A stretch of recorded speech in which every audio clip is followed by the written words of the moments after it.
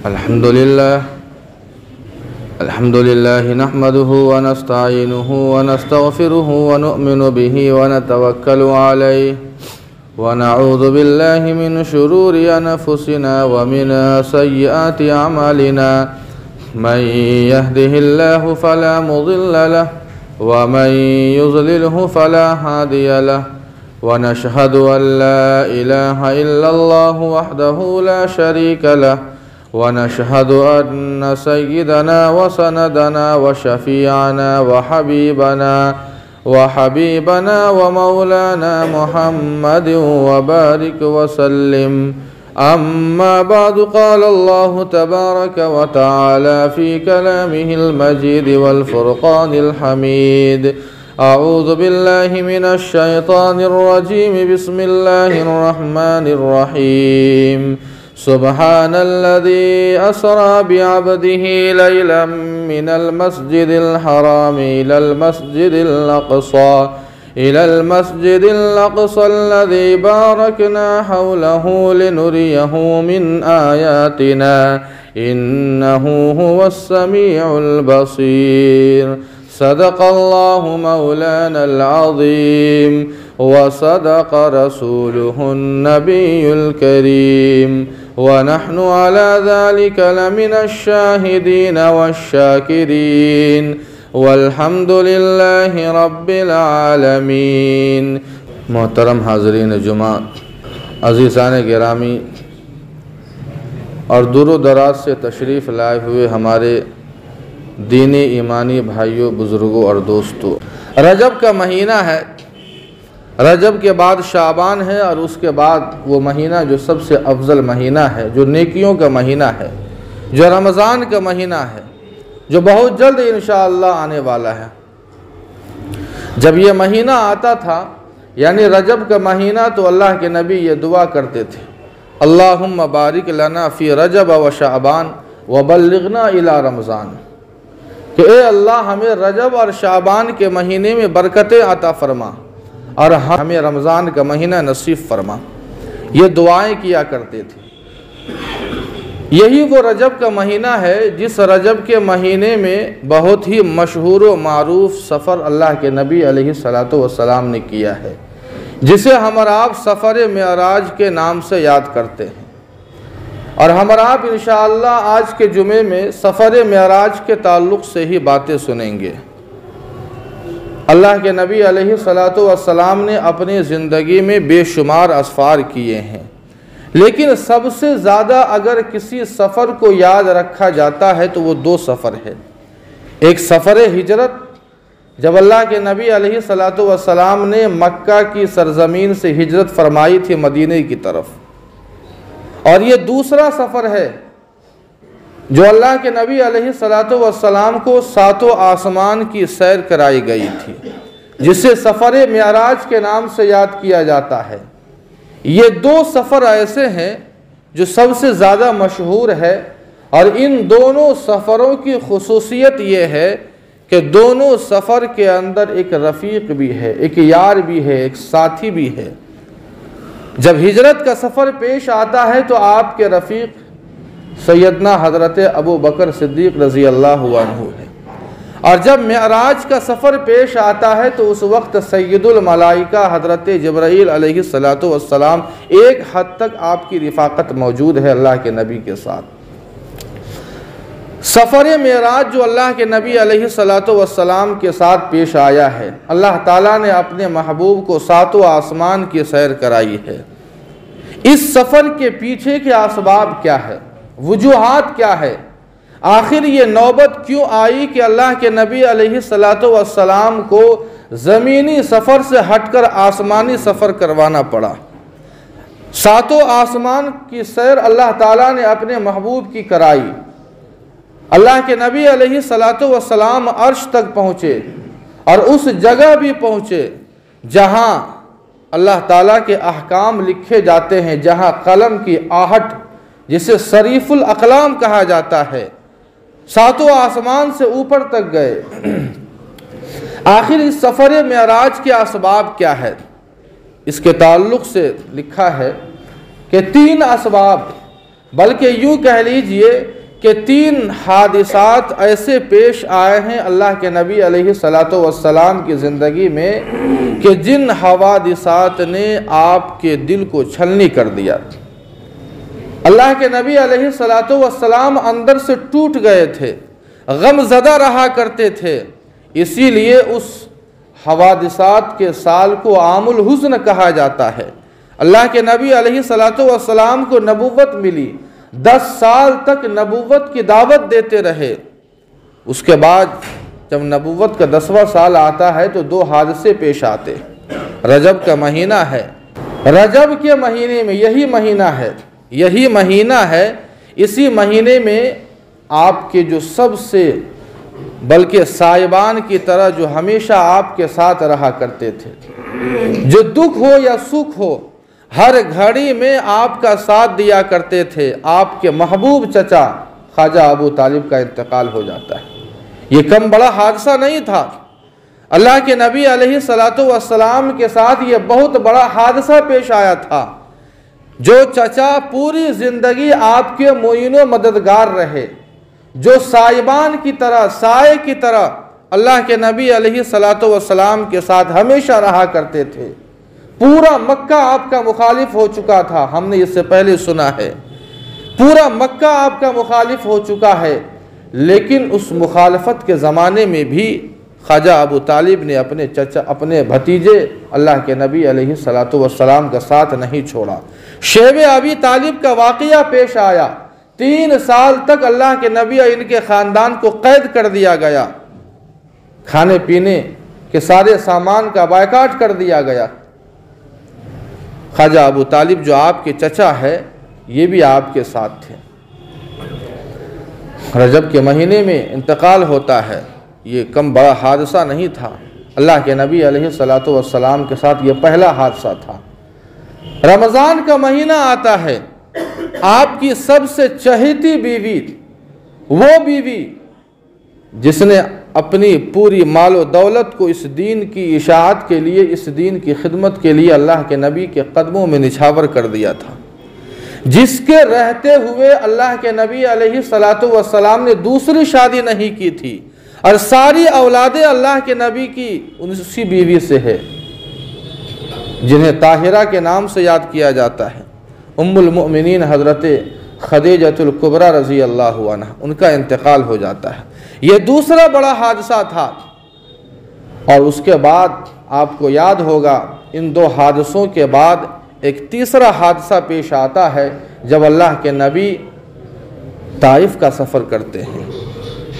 वो ताइफ का सफ़र, जिस सफ़र में अल्लाह के नबी के ऊपर जुल्म किया गया, परेशान किया गया, आपको मारा गया, लहू लुहान किया गया, ये तीसरा हादसा था अल्लाह के नबी अलैहिस्सलातु वस्सलाम की ज़िंदगी में। इन 3 बड़े हादसों ने अल्लाह के नबी को बिल्कुल अंदर से तोड़ दिया था। गमगीन थे, उदास थे, अपने आप को गोया तन्हा समझ रहे थे। अल्लाह ताला ने उसके बाद अपने महबूब को सफ़र मेराज पर और मेरसातो आसमान की सैर कराने का फ़ैसला किया।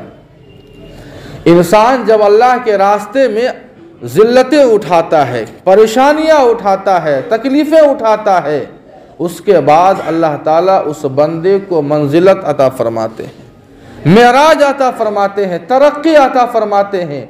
ये 3 और 4 साल का जो ज़माना है, शेब अबी तालिब से लेकर सफ़र मेराज, सफ़र ताइफ तक, ये 3 साल और 4 साल का जो ज़माना है, ये दुख भरा ज़माना है, ये तकलीफ़ों से भरा हुआ ज़माना था।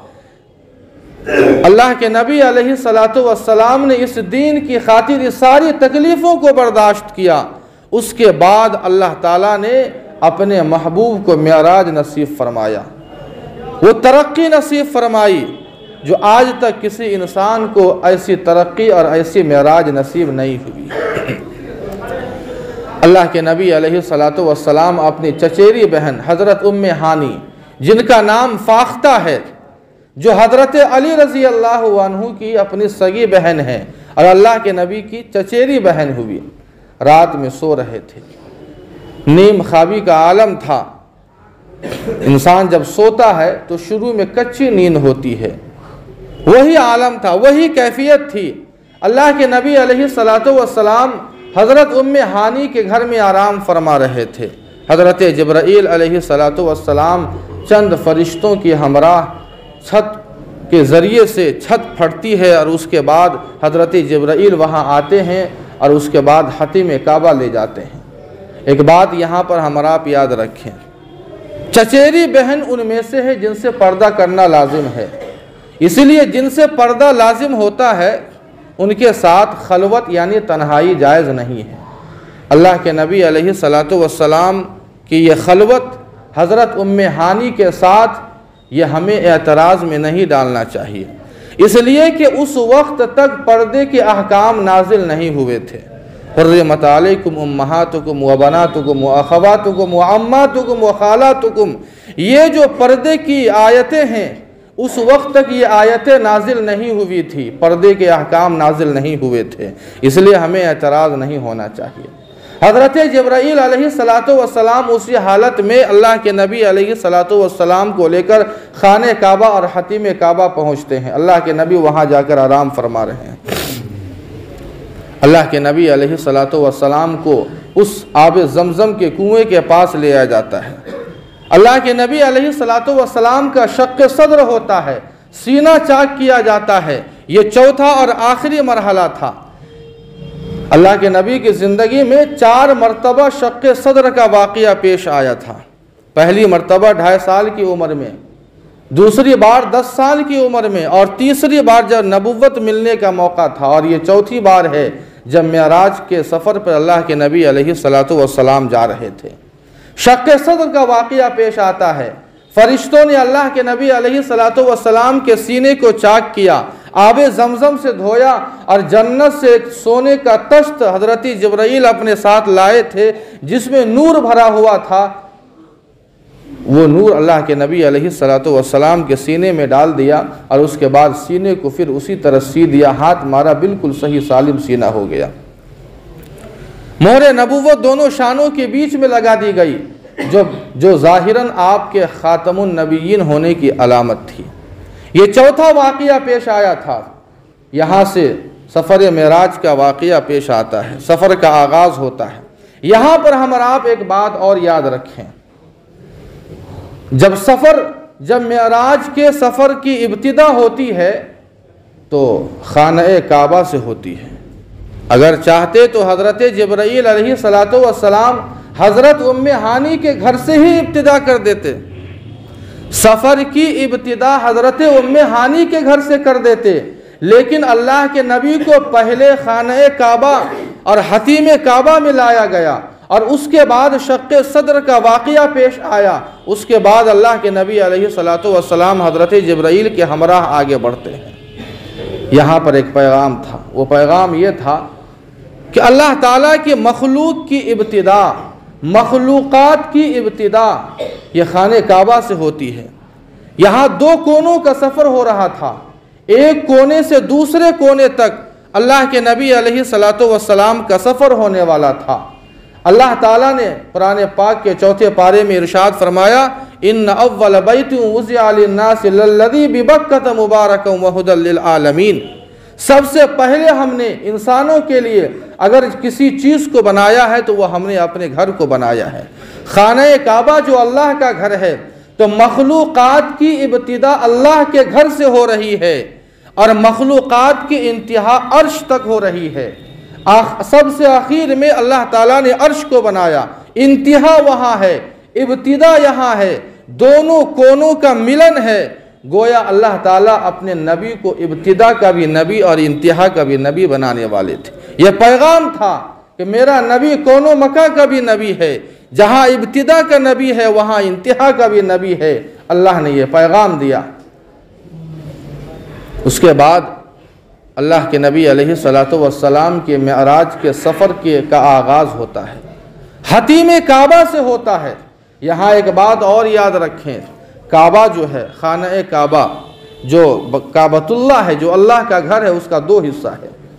एक वो जो मुसक्क़फ़ है, जो जिसके ऊपर छत है, और हतीम काबा जो गैर मुसक्कफ है, जिसके ऊपर छत नहीं है।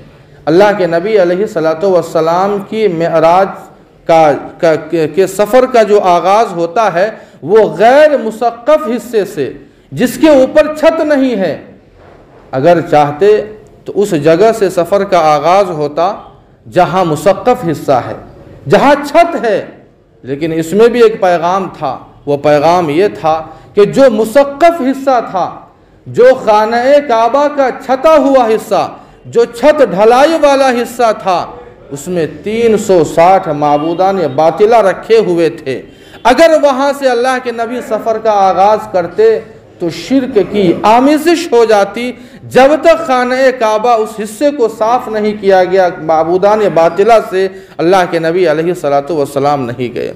और दूसरा सबसे बड़ा पैगाम, बल्कि ये अल्लाह के नबी की रहमत कहिए, शफ़क़त कहिए, अपनी उम्मती के तय ये रहमत और ये शफ़क़त का मामला था। और वो मामला ये था कि अगर कोई मेरा उम्मती उस हिस्से का दीदार करना चाहे, अगर किसी मेरे उम्मती के दिल में अगर ये शौक़ पैदा हो कि मैं उस हिस्से तक जा सकूँ, देख सकूँ जहाँ से मेरे नबी ने मेराज के सफ़र को आगाज़ किया था, इब्तिदा हुई थी, तो आसानी से जा सके। इसलिए कि जो मुसक्कफ हिस्सा है, जो बैतुल्लाह का खाने काबा जो छता हुआ हिस्सा है, हर कोई नहीं जा सकता है, उसका ताला हर एक के लिए नहीं खुल सकता है। जो खाने काबा जो छता हुआ हिस्सा है वो हर एक के लिए नहीं खुलता है। अल्लाह के नबी अलैहिस्सलातु वस्सलाम की ये रहमत है, ये शफ़क़त है कि उस जगह का मेरा हर उम्मती दीदार कर सके, कोई परेशानी और दिक्कत न हो। जहाँ से मेरे सफ़र का आगाज़ हुआ था, जहाँ मेरा हर उम्मती आ सके और इजाज़त हो। इसीलिए हतीम काबा से ही जो है अल्लाह के नबी अलैहिस्सलातु वस्सलाम के सफ़र का आगाज़ होता है। हज़रत जिब्राईल अलैहिस्सलातु वस्सलाम अपने फ़रिश्तों के हमराह मौजूद है। अल्लाह के नबी अलैहिस्सलातु वस्सलाम के लिए एक सवारी लाई जाती है, बुराक या बुर्राक। ये सवारी बहुत तेज़ रफ्तार, बर्क़ के माने आते हैं आसमानी बिजली के, और जो ज़मीनी बिजली होती है उसके लिए अरबी में कुछ और लफ्ज़ आता है, कहरबा। आसमानी बिजली का नज़ारा हमने किया होगा बारिश के मौसम में, इतनी तेज़ रफ्तार होती है। सवारी का भी वही आलम था, बुराक का भी की रफ्तार का भी वही आलम था जो आसमानी बिजली का होता है। अल्लाह के नबी अलैहिस्सलातु वस्सलाम के लिए बुर्राक नामी ये सवारी लाई गई, जो खच्चर से कुछ छोटी और गधे से कुछ बड़ी सवारी थी। ये जानवर लाया गया जो जन्नती और बहिश्ती जानवर था, सवारी थी। अल्लाह के नबी अलैहिस्सलातु वस्सलाम उस पर सवार होते हैं। वो शौक़ी करने लगता है, वो जानवर बिदकने लगता है। हज़रत जिब्राईल अलैहिस्सलातु वस्सलाम ने उसकी पुष्ट पर हाथ मारा और ये कहा कि ए बुराक, तुझे मालूम नहीं है कि आज तेरी पुष्ट पर वो हस्ती सवार होने वाली है जिससे अफजल आज तक कोई हस्ती पैदा नहीं हुई है। वो जानवर अपने मामूल पर आता है, उसके बाद अल्लाह के नबी अलैहिस्सलातु वस्सलाम का सफ़र वहाँ से शुरू होता है। हज़रत जिब्राईल भी है, एक रिवायत के मुताबिक हज़रत जिब्राईल पीछे रदीफ बने हुए हैं, अल्लाह के नबी आगे है, और एक रिवायत के मुताबिक हज़रत जिब्राईल आगे है, अल्लाह के नबी पीछे है। वहाँ से सफ़र का आगाज़ होता है। एक जगह, एक मकाम पर अल्लाह के नबी अलैहिस्सलातु वस्सलाम को खुशबू आती है। हज़रत जिब्राईल से पूछा कि आखिर ये जगह कौन सी है। अल्लाह के नबी ने रोका। हज़रत जिब्राईल ने कहा कि अल्लाह के नबी, ये वही जगह है जहाँ पर फ़िरौन की वो बांदी मशाता मदफून है, जो फ़िरौन को तेल लगाया करती थी, कंघी किया करती थी, लेकिन वो अल्लाह पर ईमान लाई थी। वो यसरब, वो वादी अकीक जो मदीने से तकरीबन 7 किलोमीटर के फासले पर वो जगह है जिसे वादी अकीक कहा जाता है। हज़रत जिब्राईल अलैहिस्सलातु वस्सलाम ने कहा कि अल्लाह के नबी, यही वो जगह है जहाँ पर वो मशाता मदफून है, और इसी के करीब जो यसरब है, जो मदीनतुर रसूल है, जो आपका शहर होने वाला है, जो आप हिजरत फरमाएंगे। अल्लाह के नबी अलैहिस्सलातु वस्सलाम वहाँ ठहरते हैं, 2 रकत नमाज पढ़ते हैं, उसके बाद फिर वहाँ से आगे बढ़ते हैं। उसके बाद फिर एक मकाम पर हज़रत जिब्राईल ने फिर रोका। अल्लाह के नबी ने कहा कि ये कौन सी जगह है। हज़रत जिब्राईल ने कहा कि ये वादी सैना है, ये शजर मूसा है,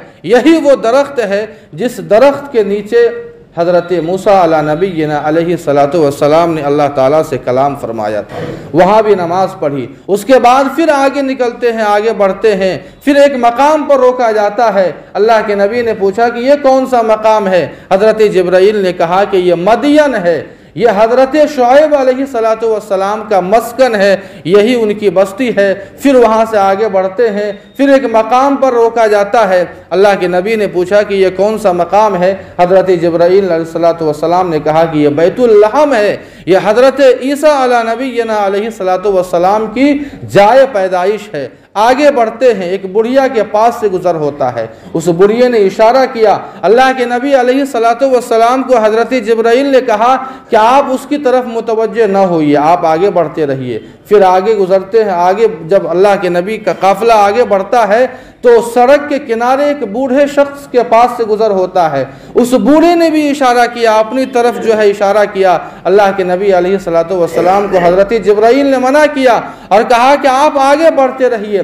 फिर एक और जमात के पास से जहाँ चंद लोग थे वहाँ से गुजर होता है, जिन्होंने सलाम किया। हज़रत जिब्राईल ने कहा कि अल्लाह के नबी आप इनके सलाम का जवाब दीजिए। आगे बढ़ते हैं। अल्लाह के नबी अलैहिस्सलातु वस्सलाम ने हज़रत जिब्राईल से पूछा कि आखिर वो बुढ़िया कौन थी, वो बूढ़ा कौन था, और वो चंद लोगों की जमात वो कौन लोग थे? हज़रत जिब्राईल ने कहा कि अल्लाह के नबी वो बुढ़िया जिसने आपको अपनी तरफ इशारा किया था वो दुनिया थी, वो दुनिया थी। दुनिया की वही हालत हो चुकी है जो एक बुढ़िया की हालत है, जो कम वक्त बाकी है इस दुनिया की। जैसे एक बूढ़ा इंसान हो जाता है, कम वक्त बाकी रहता है। उसके बाद जब बूढ़े शख्स के पास से गुजर हुआ, हज़रत जिब्राईल ने कहा कि वो बूढ़ा, वो मर्द, वो शैतान था। दुनिया और शैतान इंसान को अपनी तरफ खींचना चाहता है। शैतान भी अपनी तरफ खींचता है जब इंसान किसी नेक मकसद और इरादे से निकलता है। ये दुनिया भी अपनी तरफ इंसान को खींचती है जब इंसान किसी नेक इरादे और मकसद के तहत निकलता है। वो जमात, वो चंद लोग, वो हज़रत इब्राहीम अला नबीना अलैहिस्सलातु वस्सलाम, हज़रत मूसा और हज़रत ईसा अलैहिमुस्सलातु वस्सलाम थे। अल्लाह के नबी अलैहिस्सलातु वस्सलाम वहाँ से आगे बढ़ते हैं। चंद लोगों को देखा कि उनके नाखून तांबे की तरह बने हुए हैं और अपने चेहरे और सीने को नोच रहे हैं, छील रहे हैं। अल्लाह के नबी ने पूछा कि आखिर कौन लोग हैं? हज़रत जिब्राईल अलैहिस्सलातु वस्सलाम ने कहा कि अल्लाह के नबी ये वो लोग हैं जो इंसानों का गोश्त खाया करते थे, इंसानों का गोश्त खाया करते थे। अल्लाह के नबी अलैहिस्सलातु वस्सलाम ने कहा कि इंसानों का गोश्त खाने से क्या मतलब है? कहा कि वो ग़ीबतें किया करते थे, चुगलियाँ किया करते थे। वहाँ से फिर आगे बढ़ते हैं। चंद लोगों को देखा कि नहर में तैर रहे हैं और पत्थर को लुकमा बनाकर खा रहे हैं। अल्लाह के नबी अलैहिस्सलातु वस्सलाम को बड़ा ताज्जुब हुआ। हज़रत जिब्राईल से पूछा। हज़रत जिब्राईल ने कहा कि अल्लाह के नबी अलैहिस्सलातु वस्सलाम ये वो लोग हैं जो सूद खाया करते थे। ज़रा गौर करने की बात है, ये इबरत की चीज़ है हमारे और आपके लिए। ये सारी चीज़ें हमारे अंदर मौजूद है। आगे बढ़ते हैं। चंद लोगों को देखा कि उनके सर को कुचला जा रहा है, उनके सर को कुचला जा रहा है और फिर वो सर सही सालिम हो जाता है, फिर उसे कुचला जाता है। अल्लाह के नबी अलैहिस्सलातु वस्सलाम ने पूछा कि ये कौन लोग हैं? हज़रत जिब्राईल अलैहिस्सलातु वस्सलाम ने कहा कि अल्लाह के नबी ये आपकी उम्मत के वो लोग हैं जो नमाजों में सुस्ती किया करते थे। ज़रा गौर कीजिए, और भी अजायबात पेश आए। उसके बाद अल्लाह के नबी अलैहिस्सलातु वस्सलाम का यह काफ़िला बैतुल मक़दिस पहुँचता है, जहाँ से आसमानों की सैर होती है, सफ़र होता है। ये मस्जिद हराम जो मक्का के अंदर है, मस्जिद हराम से मस्जिद अक़सा जो फ़लस्तीन के अंदर है, यहाँ तक का ये सफ़र होता है और ये अजायबात और वाक़ियात पेश आते हैं। इसे इस तरह कहा जाता है। और उसके बाद फिर मेअराज का वाक़िया पेश आता है, सफ़र शुरू होता है। वो दूसरा हिस्सा है जिसे हम और आप सुनेंगे। अल्लाह पाक हम सबों को अमल की तौफ़ीक़ अता फ़रमाए। वमा अलैना इल्लल बलाग़।